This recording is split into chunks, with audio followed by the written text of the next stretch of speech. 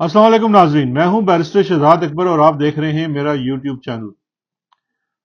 7 या 8 साल नन्ना अमार लाहौर में पिछले 3-4 माह में मुख्तलिफ तरह की मुसीबतें सहता बीमारी का शिकार बिलाखिर फोत हो गया। उसके जनाजे पे बहुत ज़्यादा लोगों ने शिरकत की। बड़े दुख भरे मनाजिर थे। कल से मुझसे भी बहुत से लोगों ने कहा कि आप इस पे बात करें, कल बात करनी चाहिए थी। कल यकीन जानिए कि जज्बात और इमोशंस ऐसे थे कि मैं शायद इस टॉपिक पे बात ना कर सकता। दूसरी बात यह थी कि बहुत सारे फैक्ट्स और हकाइक नहीं मालूम थे। सोशल मीडिया पे ऐसी वीडियोस की भरमार थी जो यकीन जानिए कि 5-10 सेकंड से ज़्यादा देखी नहीं जाती थी, क्योंकि छोटा बच्चा है। जिस किसी के छोटे बच्चे होते हैं वो इस तरह के मनाजिर शायद नहीं देख सकता। काफ़ी तकलीफ देह होता है।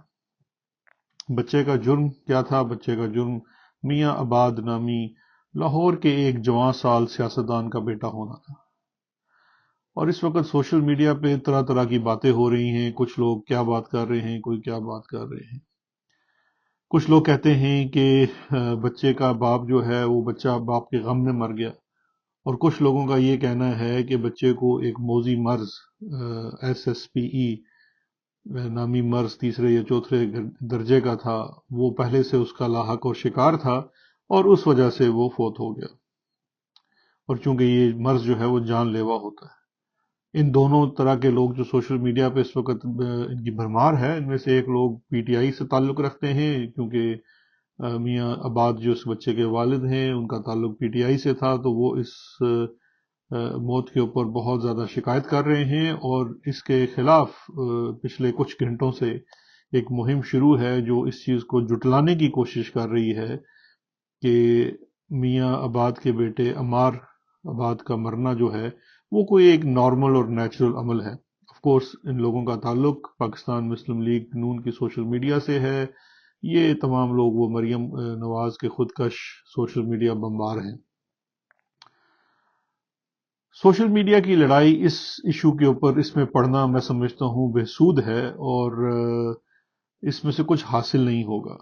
इसमें बहुत सारे जो चीज़ें सामने इस वक्त पिछले 12 से 24 घंटों में आई हैं उनको मैंने देखा। कुछ रिपोर्टर से भी बात की, सहाफ़ियों से बात की, कुछ डॉक्यूमेंट्स देखे जो इस बच्चे की मर्ज की तशखीस कह लीजिए, डॉक्टरों के डॉक्यूमेंट्स हैं, कुछ उसकी टेस्ट की रिपोर्ट्स हैं।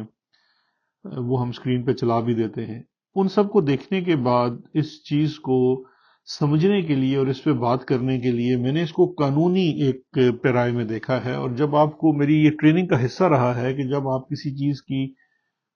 सही अप्रोच करने में मुश्किल का शिकार हो जाते हैं तो उसे आप एक लीगल वे से भी अप्रोच कर सकते हैं। और लीगल वे से अप्रोच करने से होता यह है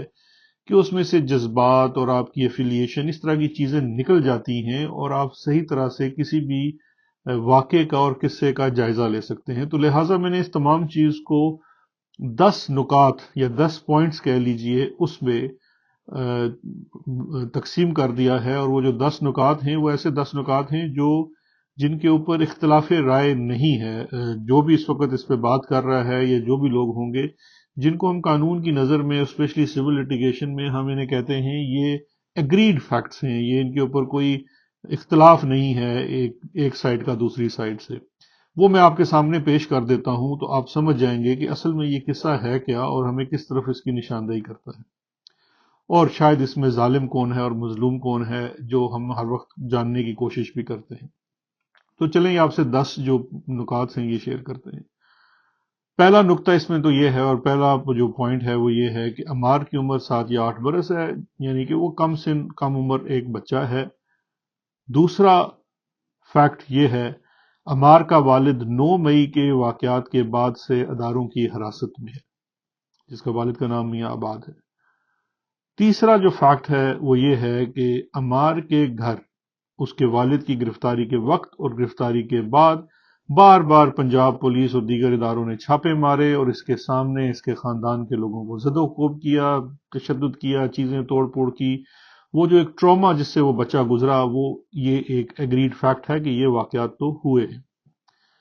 चौथा जो फैक्ट है, एग्रीड फैक्ट है, वो है अमार के वालिद आबाद का ताल्लुक PTI से है, जो कि आजकल जेर अताब जमात है। और इसने 9 मई के वाकया के बाद एक आध दफा शायद یہ پہلے گرفتار ہوا، پھر یہ واپس آیا، اس نے پریس کانفرنس بھی کی، اور پھر اس پریس کانفرنس کے کچھ دن بعد دوبارہ اٹھا لیا گیا۔ شاید وہ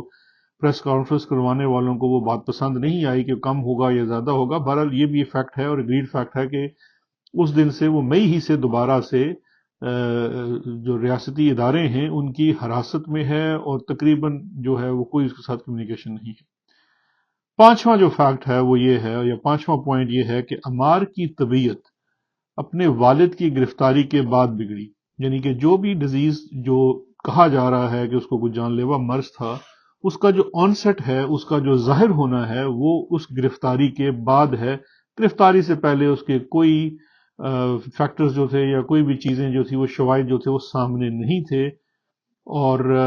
بات جو ہے وہ پھر طبیعت ایسی بگڑی والد کی گرفتاری اور ان تمام واقعات اور ٹراما کے بعد کہ وہ آج جان جانے تک آ گئی۔ چھٹی جو اس میں پوائنٹ ہے، یا چھٹا پوائنٹ جس پہ اگریڈ ہیں، وہ یہ ہے کہ ڈاکٹروں نے شاید یہ مرض، کیونکہ میں نے مختلف رپورٹس دیکھی ہیں، جو پہلی رپورٹس ہیں وہ جون کی ہیں، جس میں ڈاکٹرز جو اپنی تشخیص میں وہ اپنی جو ڈاکٹر کی زبان میں لکھتے ہیں وہ ڈپریشن وغیرہ اور ٹراما لکھ رہے ہیں، اور جو 7ویں مہینے کی رپورٹ ہے اس کے اندر ایک ڈاکٹر صاحب نے ایس ایس پی ای اسٹیج 3 اور 4 کا ذکر کیا ہے۔ اس کے لیے بھی اس کی کوئی سائنٹیفک تشخیص نہیں ہے، یہ جو دیکھ کے یا ڈاکٹر اپنے تجزیے سے یا تجربے سے اخذ کرتا ہے، جو خیر انہوں نے کیا۔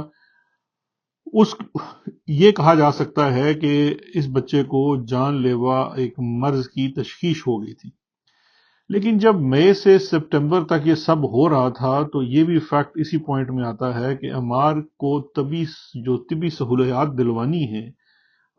وہ جو جس شخص کی وہ مین رسپانسبلٹی ہے، کیونکہ پتہ پاکستان میں ریاست تو نہیں دلواتی نا، وہ آپ کا والد ہی ہوتا ہے یا والدہ ہوتی ہے، تو وہ والد جو ہے وہ بغیر کسی ملاقات اور قانونی تقاضوں کے جو ریاستی ادارے ہیں ان کی حراست میں تھا۔ یہ بھی ایک فیکٹ آپ نوٹ فرما لیں۔ ساتواں جو فیکٹ ہے یا ساتواں جو پوائنٹ ہے وہ یہ ہے کہ عمار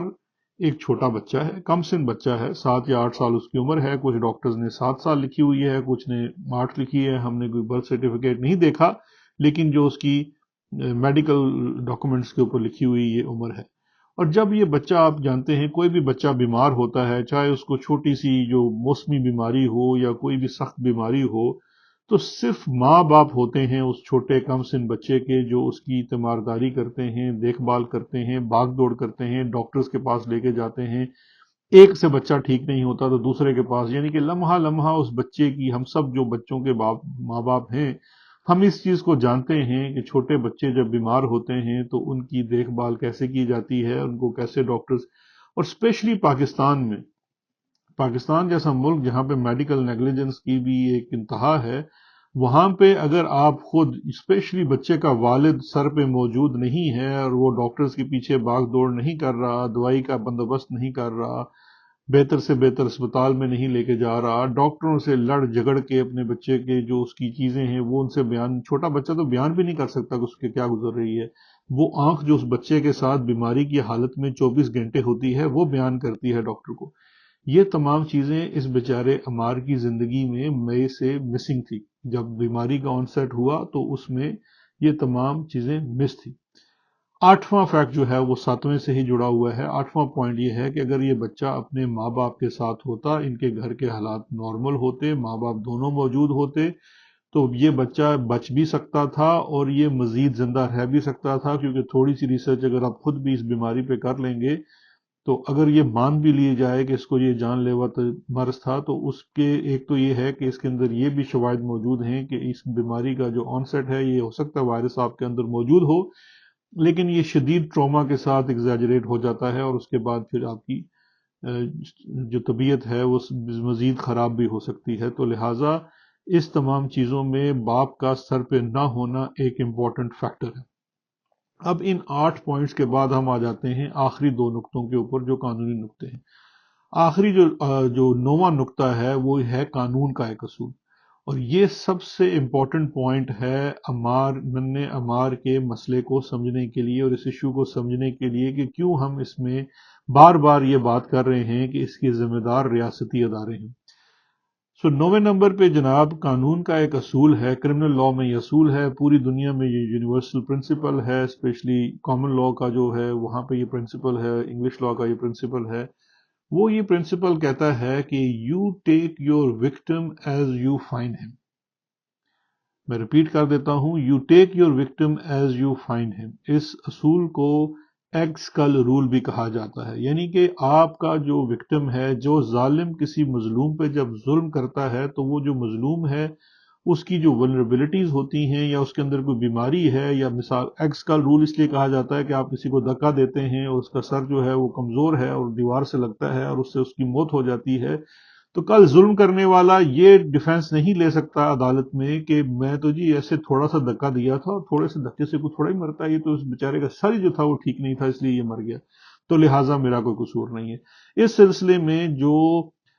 صدیوں کا مروجہ قانون ہے، اس کے اندر کیس لا ہے، وہ یہ ہے کہ آپ اس کا ڈیفنس نہیں لے سکتے کیونکہ یہ آپ کی ذمہ داری ہے، بے شک وہ جو کانسیکوینس ہوا ہے، جو نتیجہ نکلا ہے وہ فورسیبل بھی نہ ہو، انفورسیبل ہو، پھر بھی یہ ذمہ داری آپ کی بنتی ہے کیونکہ مین ایکٹ آپ نے کیا ہے۔ اب اس میں بھی یہی ہے کہ یہاں جو ظلم کرنے والے ہیں، جو باپ کو اٹھا کے لے گئے ہیں، جو 4 مہینے سے جس کا ٹرائل نہیں ہوا ہے، جو کمیونیکیشن میں نہیں ہے، جس کو لیگل رائٹ نہیں ہے، ڈیفنس نہیں ہے، ڈیو پروسیس نہیں ہے، وہ ظلم کرنے والے کہہ سکتے ہیں جی بچہ تو بیمار تھا،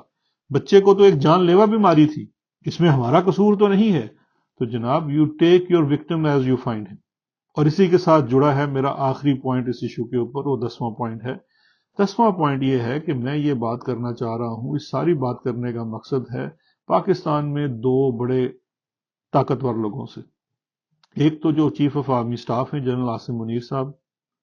اور دوسرے چیف جسٹس جو 1 دن پہلے یا 2 دن پہلے اتوار کو بنے تھے، آج منگل کا روز ہے، چیف جسٹس آف پاکستان قاضی فیاض عیسیٰ صاحب سے۔ اور خاص کر قاضی صاحب سے اس لیے کہ قاضی صاحب ایک تو بڑے درد دل رکھنے والے انسان سمجھے جاتے ہیں، اور دوسرا قانون کو بہت اچھا سمجھتے ہیں، تو eggshell rule you take your victim as you find ہم ان سے بہتر کوئی نہیں جانتا ہوگا۔ تو جناب چیف جسٹس صاحب، میں نے کل آپ کا جو پہلا روز تھا اس کی ٹرانسمیشن بھی ہم نے لائیو دیکھی، اور اس کے اندر ایک جگہ آپ کی بات سنی، اگر میں غلط کر رہا ہوں تو میں تصحیح کے لیے بالکل حاضر ہوں۔ آپ نے فرمایا کہ آپ بہت زیادہ پریشر میں ہیں، آپ کے اوپر بہت زیادہ یہ احساس ہے کہ آپ نے اللہ کو جواب دہی ہے، عوام کی جواب دہی ہے، ایک ایک لمحہ قیمتی ہے، انصاف کی جو اس وقت ترسیل ہے، انصاف کی فراہمی جو ہے وہ آپ کی ذمہ داری ہے، اور قیامت کے روز آپ اس کے لیے پکڑے جا سکتے ہیں کہ اگر آپ نے کوتاہی کی۔ یہ عمار والا جو ایشو ہے، اس پہ اگر آپ نے کوتاہی کی تو پھر قیامت کے روز عمار اللہ کی عدالت میں آپ سے سوال کرے گا۔ وہ آپ سے سوال اس لیے بھی کرے گا کہ آپ ایک درد دل رکھنے والے انسان کے طور پر سمجھے جاتے ہیں، اور جب کچھ صحافیوں کے ساتھ بھی زیادتی ہوئی کچھ عرصہ پہلے، آپ کو یاد ہوگا متی اللہ جان کے ساتھ ریاستی اداروں نے زیادتی کی، آپ ان کے گھر چلے گئے، ان کی داد رسی کی۔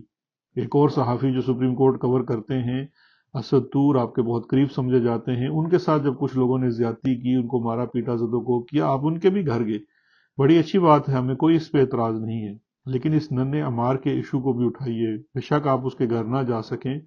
یہ اس کا کوئی ہمیں غرض نہیں ہے، مجھے کوئی غرض نہیں ہے۔ میں یہ چاہتا ہوں کہ وہ جو عوامل اس بیچارے بچے کی اس بے وقت موت کے پیچھے تھے، ان کے اوپر تو آپ کچھ کارروائی کریں، آپ کو اس چیز کا نوٹس لینا چاہیے، آپ کو ریاستی اداروں سے سوال کرنا چاہیے، آپ کو ان سے پوچھنا چاہیے کہ یہ کیوں کر ہوا۔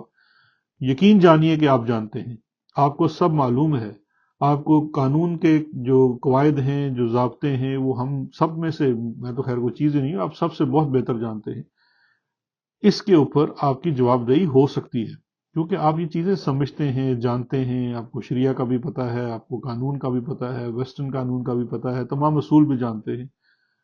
تو ہماری آپ سے امید یہی ہے کہ آپ اس معاملے کو اٹھائیں گے، دیکھیں گے، اور اس سارے عمل کے پیچھے، یہ دیکھیے ننھے عمار کے ساتھ جو ہوا اور اس گھر کے ساتھ جو ہوا، یہ اس وقت بہت سارے گھروں کے ساتھ ہو رہا ہے۔ کچھ لوگ جو ہیں وہ ایکسکل رول ان کے اوپر لاگو نہیں ہوتا، وہ تھوڑے زیادہ سخت جان ہیں، لیکن اس قسم کا ظلم ہر اس گھر کے اندر ہو رہا ہے جن کی مائیں، جن کے باپ، جن کے بھائی اس وقت ریاستی اداروں کے قبضے میں ہیں، چاہے وہ مسنگ پرسن کے ضمن میں آتے ہیں، چاہے وہ 9 مئی کے واقعات کے بعد ملٹری کورٹ کے ٹرائلز کو بھگتنے جا رہے ہیں، یا وہ لوگ ہیں جن کو ایک کے بعد دوسرے مقدمے میں گرفتار کیا جا رہا ہے صرف اس لیے کہ ریاست نے فیصلہ کیا ہے کہ وہ ایک جماعت کو صفحہ ہستی سے مٹا دینا چاہتی ہے۔ اس وقت یہ آپ کی ذمہ داری ہے، آپ چیف جسٹس آف پاکستان ہیں، ڈیلیورنس آف جسٹس آپ کی رسپانسبلٹی ہے۔ آپ چونکہ سمجھتے ہیں، آپ جانتے ہیں، آپ پہ ذمہ داری بھی زیادہ ہے۔ ہماری نیک خواہشات آپ کے ساتھ ہیں اور امید کرتے ہیں کہ یہ جو نا امار ہے اس کے ساتھ ہوا ظلم اور زیادتی جو ہے وہ رائے گاہ نہیں جائے گی، اور شاید یہ وہ وجہ بنے گی جہاں پہ آپ اپنی توجہ اس وقت ملک میں جاری ظلم اور جبر کے اوپر جلدی دے سکیں گے۔ اپنا بہت خیال رکھیے گا سب، خدا حافظ، شکریہ۔